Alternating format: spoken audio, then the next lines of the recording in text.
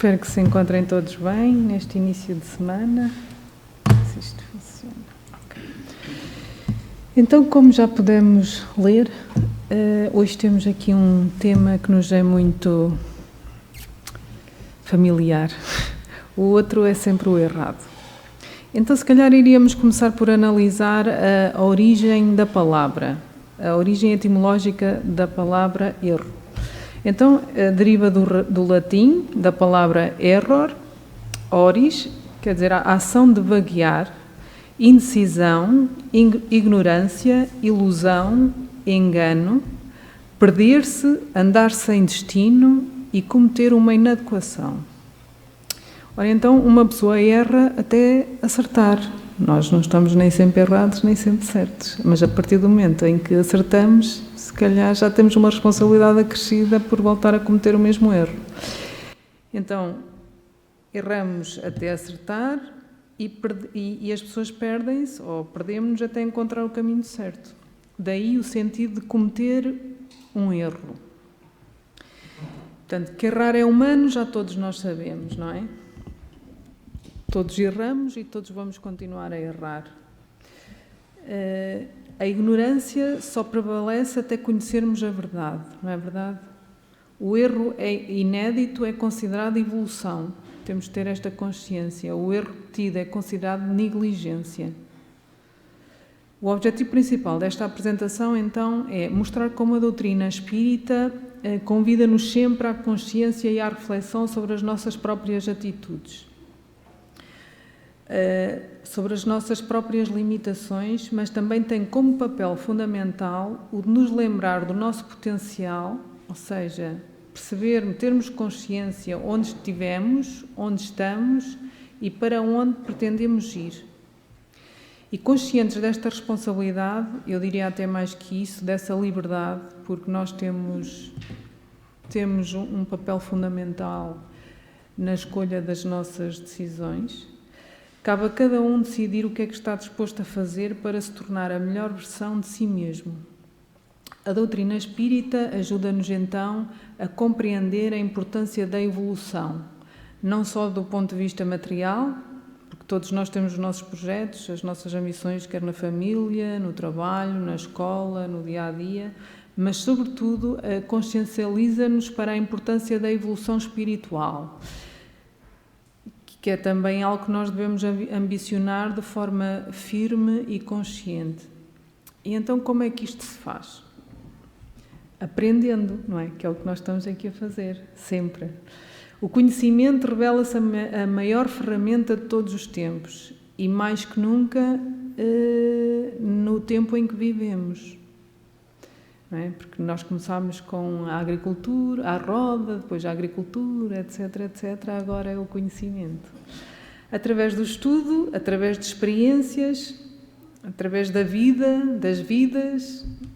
Portanto, é uma dádiva, a oportunidade de cada momento e de cada existência, de cada vivência que vamos tendo. E por isso, cabe-nos a nós tirar o máximo partido do que estamos a viver agora. Devemos aprender para crescer, para evoluir, seja este um momento fácil ou menos fácil.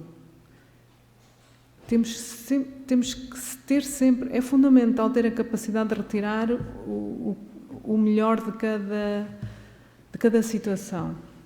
Aprendemos também através e sempre do respeito pela condição do próximo, respeito pelo outro sempre. E, sobretudo, quando ele erra, porque está numa posição ainda mais frágil. Por isso é que este tema se revela de grande importância. À partida, ninguém erra porque quer, não é? Erra-se por ignorância, por distração, por diversas limitações e, na sua maioria, até por razões que nós próprios desconhecemos. Aprende-se com os erros e aprende-se muito com os erros dos outros, não é verdade? Muitas das vezes nós, se conseguimos analisar e observar o que aconteceu ao outro, se calhar conseguimos nos proteger a nós próprios. Mas existe então uma tendência humana de apontar o erro no outro, esquecendo que também erramos. Então, há duas ou três questões que nos podem levantar.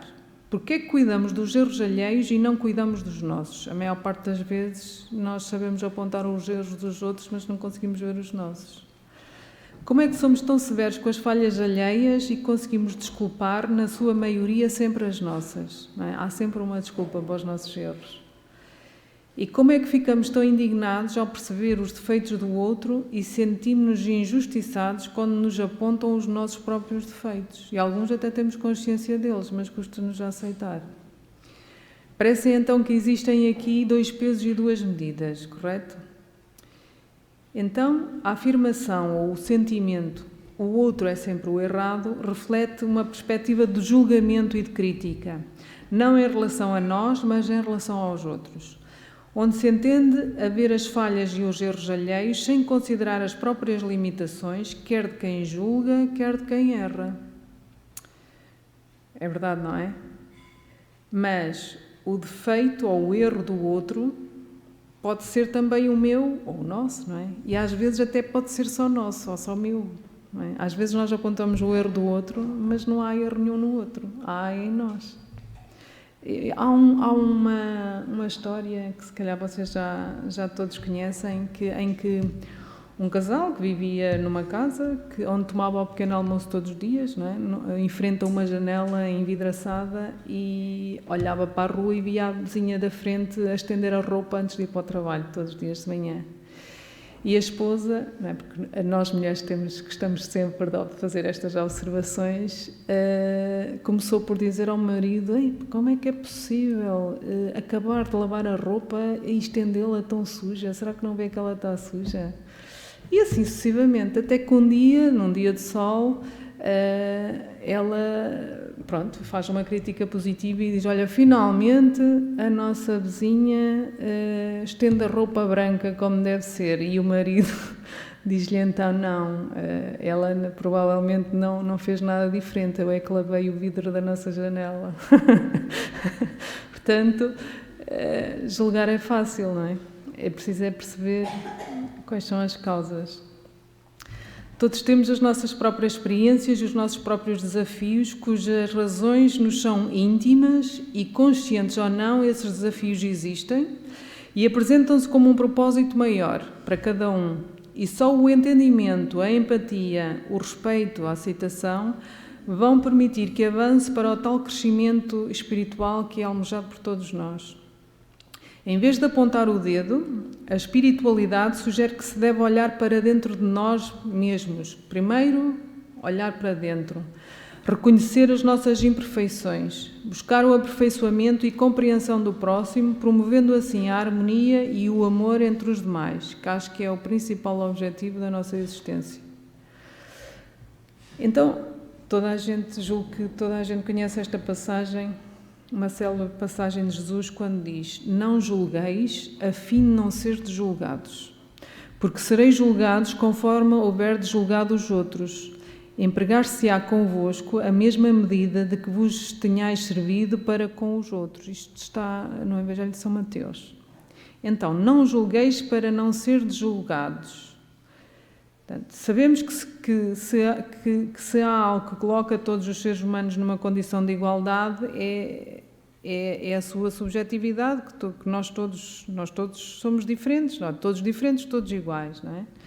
Todos nós temos a capacidade de perceber os factos, as pessoas, os momentos, as dificuldades e as oportunidades, mas de uma maneira única e pessoal, de acordo com as circunstâncias de cada um e do nível de conhecimento que já possui, por conseguinte, de uma forma subjetiva.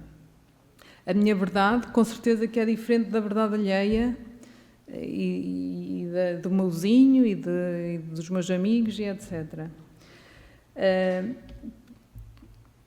Todos temos pontos de vista diferentes sobre o mesmo assunto, mas o meu entendimento tem a ver com aquilo que eu já adquiri, seja por...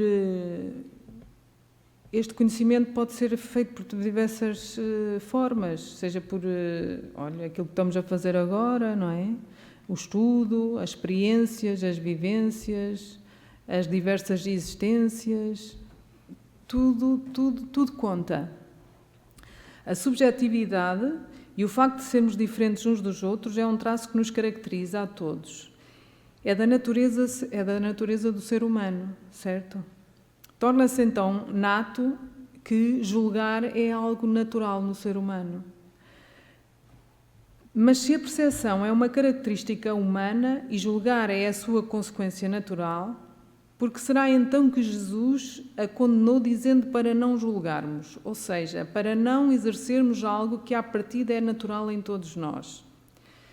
Então, segundo o codificador Allan Kardec, existem 2 pontos de vista que devemos analisar relativamente à censura da conduta alheia: reprimir o mal ou desacreditar a pessoa cujos atos criticamos. Portanto, relativamente a este segundo ponto de vista, desacreditar a pessoa cujos atos criticamos, portanto, é um ponto de vista que por si só está um bocadinho desalinhado dos padrões cristãos, ou seja, do princípio fundamental, que é amai-vos uns aos outros ou faça aos outros o que gostaria que lhes fizessem a si mesmo. Portanto, neste caso específico, até porque não temos muito tempo, se calhar não íamos comentar porque iríamos precisar aqui de mais tempo para abordar este tema. Porém, em relação ao primeiro ponto, em que diz reprimir o mal, o codificador é claro e transparente. Diz-nos que tal atitude se torna um dever, pois não basta fazer o bem, não se deve compactuar nunca com o mal, e de forma alguma e onde quer que ele exista. Portanto, se nós tivermos conhecimento, não basta só de algo que está mal, de algo que está a correr mal, de algo que é prejudicial ao outro, de algo que está a acontecer. A nossa responsabilidade não é ficarmos quietos, muitas das vezes. Nós também temos o dever de fazer o bem, certo? Então Jesus não quis impedir que ao se verificar algo de errado no comportamento alheio, deixássemos de apontar o facto para quem de direito, ou seja, o alvo da nossa percepção ou do julgamento.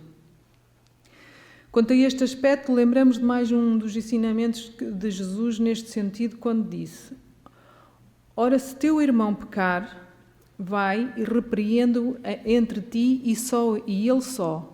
Se te ouvir, terás ganho o teu irmão. Isto é em Mateus. Portanto, é aquela velha máxima que todos nós já ouvimos falar, em que as repreensões são feitas em privado e os elogios em público. Foi assim que nós aprendemos, certo? Mas muitas vezes não é isto que acontece. Então compreendemos até aqui, portanto, que não estamos proibidos de julgar, mas sim de utilizar o nosso julgamento de forma inapropriada e em contraposição ao próprio Evangelho e aos ensinamentos de Jesus. Portanto, nós temos que ter aqui algum sentimento de pedagogia. Quando tivermos um sentimento de julgar, ou uma necessidade de julgar, ou a imposição de julgar, devemos ter em atenção que isto deverá ser para crescer a nós e ao alvo do julgamento. Nestas circunstâncias é um momento para aplicarmos outra frase que eu gosto muito, que é orai e vigiai. Logicamente que vigiar a nós mesmos, não é? Porque cada um tem que fazer o trabalho por si. Nós podemos ajudar, mas há um trabalho que é nosso. Essa é a recomendação que deve ficar em nossas mentes para guiar os nossos passos diariamente. É necessário muita atenção e ter a consciência do mal, pois ele existe, e reprimi-lo com indulgência e misericórdia através da ação íntima e assertiva, alvo da nossa observação, expondo os equívocos praticados somente quando as suas consequências impactarão outros, constituindo-se isso num dever moral. Então, antes de julgar, é necessário fazer-se um exame de consciência, no sentido de verificar se o que estamos a julgar não tem sido a nossa prática cotidiana. Será que o mesmo julgamento que fazemos ao outro não nos pode ser feito a nós? Quando julgamos alguém, também estamos a obrigar-nos a comportar-nos de maneira diferente no futuro, não é? Porque isto não basta só falar, temos de também exemplificar. O julgamento carregado de censura atrai sentimentos de poder, de arrogância, de intransigência e de orgulho, isto é, sentimentos que impedem a nossa emancipação. A de quem julga e a de quem é censurado, pois ambos estão implicados nessa ação. Por isso, antes de fazer uma censura com o fim de julgar, é importante ter consciência da sua autoridade moral. Para o fazer, rever a nossa conduta cotidiana, o que andamos a pensar, não só as nossas ações, mas o que pensamos, o que falamos e como agimos. Será que temos autoridade moral para tanto? Será que nós temos autoridade para julgar o outro? O nosso julgamento também ele será conforme julgamos o outro, não é? A censura com o fim de reprimir o mal deve ser indulgente, já tínhamos visto, tolerante, misericordiosa, paciente e harmoniosa. Não deve realçar nem divulgar a conduta do outro, deve sim elevá-lo por meio da reflexão, respeitando-o como ser humano e ser espiritual também. Aqueles que já não erram têm o dever moral de ensinar aqueles que ainda erram. De acordo com as leis espirituais, o que vemos nos outros pode ser um espelho do que está dentro de nós. Lá está muitas das vezes aquilo que nós julgamos, o dedo que nós apontamos para o outro, se calhar deveria ser apontado para nós.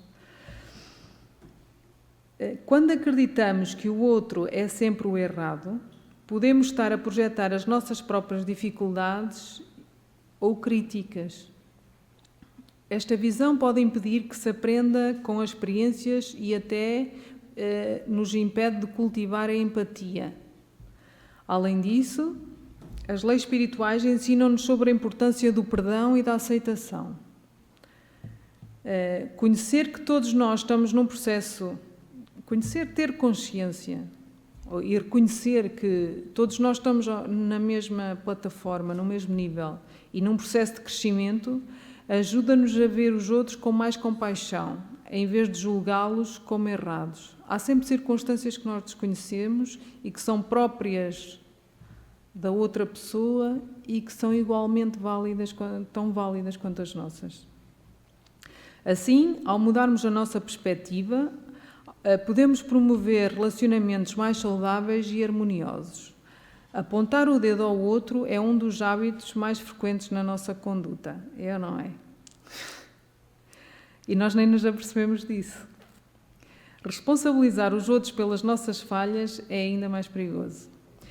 É um hábito eticamente e moralmente condenável, mas também pesa sobre a nossa formação e conduta enquanto indivíduos e evolução espiritual. Mas, atenção, também nós poderemos estar em condição de ser acusados. Neste caso, há uma coisa que é fundamental, que é o autoconhecimento.